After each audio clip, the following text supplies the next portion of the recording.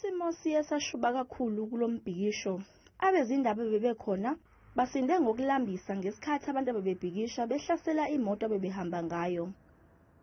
Abantu abahlala ehostela lase Diepkloof bathi sekuyiminyaka leli hostela linganakiwe. I-budget ephuma every year isuke iyaphi?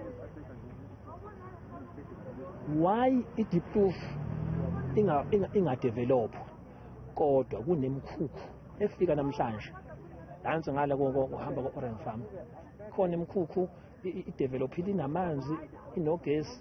Why i-Diepkloof ineminyaka yakhe ngo-1960? Why yona? Ngeke ngivele ngisuke nje ngiyoma emgwaqweni ngimela umsangano.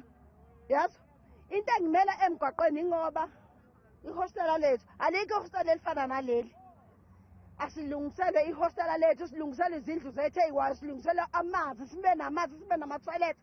Kubikwa ukuthi amaphoyisa abesevulela ngenhlamvu kwadubuleka ingane ebihlele emotweni kanye nabebengaphakathi ehostela.